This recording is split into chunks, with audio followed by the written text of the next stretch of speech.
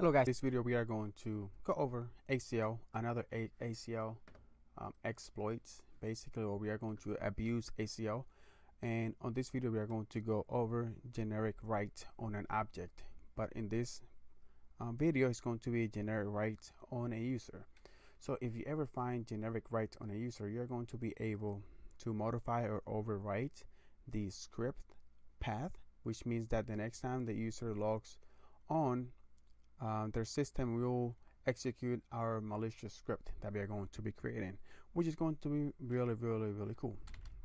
So like always, let's go ahead over here and let's go ahead and import Power View so we can enumerate. We're going to go ahead and enumerate the ACLs. Clear this out. So we are going to do a get object ACL, and we're going to want to do a SAM account, and I want to go ahead and find. We're going to also resolve the group IDs, so we want to go ahead and find all the object IDs for all the SAM accounts for all the users basically. And then after that, what I want to do is I want to find the now with that command. So what I want to do is I'm going to copy and paste this command over here, so I don't need to type all of it. So what I want to do is I want to look in all the users, but what I want to actually do is I want to match the Active Directory rights to say, if the Active Directory rights say GenericWrite, then I want to go ahead and show it to me. And also if it has a security identifier to my security identifier, then I also want to go ahead and display. So it needs to match these two over here. Or basically like if statements. If it matches this, and also if it matches this, I want you to display it to me. So let's go ahead and see what we can find. See if we find some juicy stuff. See if we find a user or an object that has where my account has actually GenericWrite. So let's go ahead and take a look at that. It takes a little bit because we are looking in every single object. It's not every single object. It's every single every single SAM account name. So every single username, it is going to look in there and it's going to try to match these two if statements basically. And as you can see over here, GenericWrite, we only have one GenericWrite. Okay, which is for the user Heath Adams over here. GenericWrite. Interesting. Okay, that was not the user that I wanted to look for, but let's go ahead and get domain user.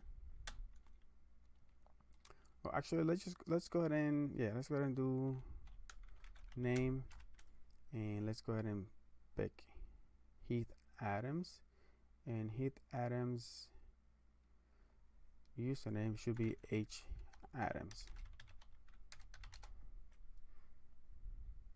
And this guy over here, member of SAM account, is not really a member of anything, right? But still, we can what we could do is that we can go ahead and become that user, because we have GenericWrite access to his account.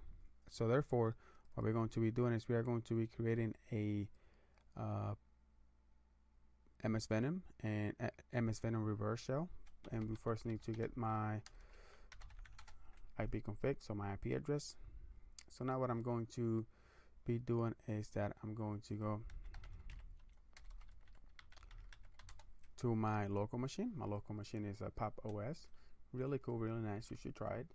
We are going to keep the priv esc.exe, and my IP address, I need to change it to that 1.55, and we are going to keep the same port number, and it's going to be an architecture of x64. So we're going to create that, and after that we are going to do a Python 3 m HTTP server. So we're going to run an HTTP server on this one, and I forgot what is my IP address, 192.168.1.96. So let's go ahead and go to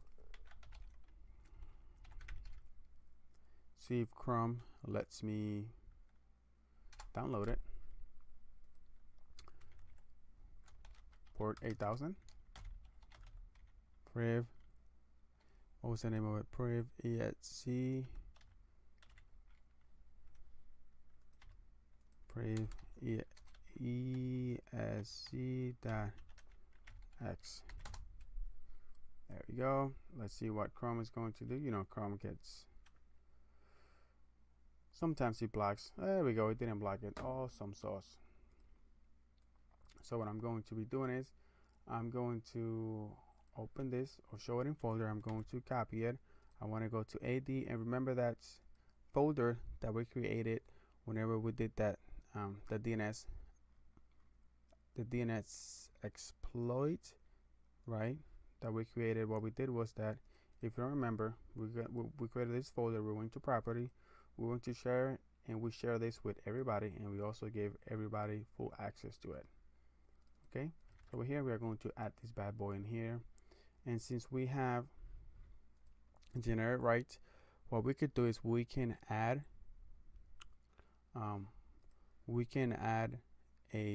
write to the script path of this Heath Adams user, right? So we are going to write something to it, and if you also want to go ahead and see if there's anything in there, you can do a get domain user identity Heath Adams, and then if you want to go to properties, or you do want to go to properties, and you want to see what's in the script path, you can see there's nothing. So what we're going to be doing is we are going to be adding something to it, because we do have access to it. So get domain user, and get domain user identity Heath Adams. Then after that we want to set, and what do we want to set? We want to set the at curly brackets, just one at time, and then we want to say script path, and then we want to say what we want to add over here. So what we want to add is this location over here, which is, let me see, okay, I got something too many. There we go. So this one needs to be in single quotes, and then this one also needs to be in single quotes. So it's going to be the path is student priv, and then it is called, so let's go and take a look. This is called student priv, and then this over here. All right, so this is good. Enter the set.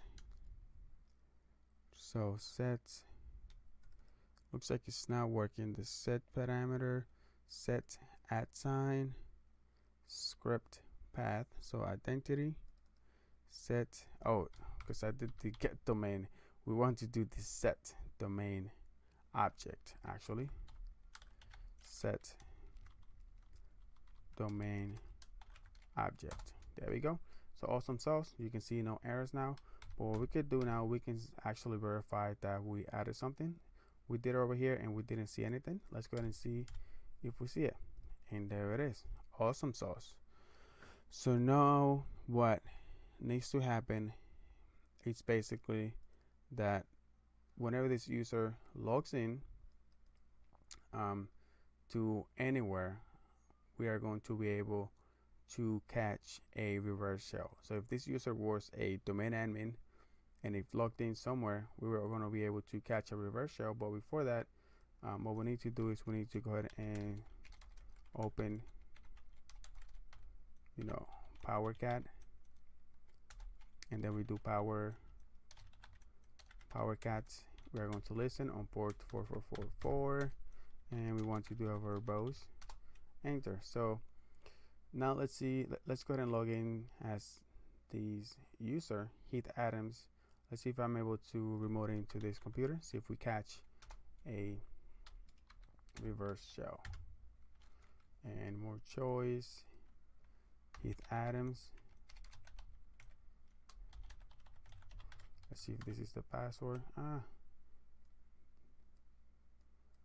enter the wrong password? I think I did. Let me. Oh no, I guess not. It's not authorized to remote login. Interesting. So let's go ahead and what we could do. So real quick, let's go ahead and go to ADC. Let's go ahead and go to Heath Adams. And let's just go ahead and add this guy as a member of the domain admins.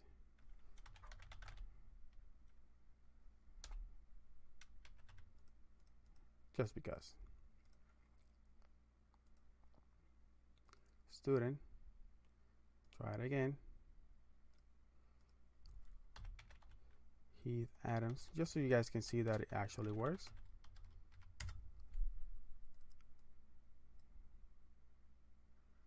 Oop. Let's go ahead and try to run it again, making sure that you always have it running. Did I enter the wrong Heath Adams?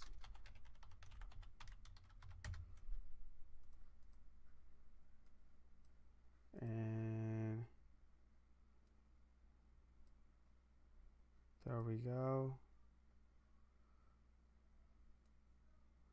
So it's logging in now.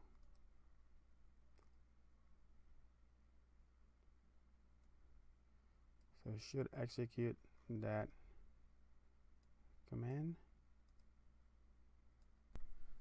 And there we go. What I did was I removed it into multiple servers until I basically got one. I went to the 192.168.1.52, and that one is a domain controller. And you can see it over here. You see who am I? Heath Adams. Oh, so who am I? Groups. You can see he's a built-in admin, and he's also part of the domain admins. And who I can say host name. You can see who's the host name. So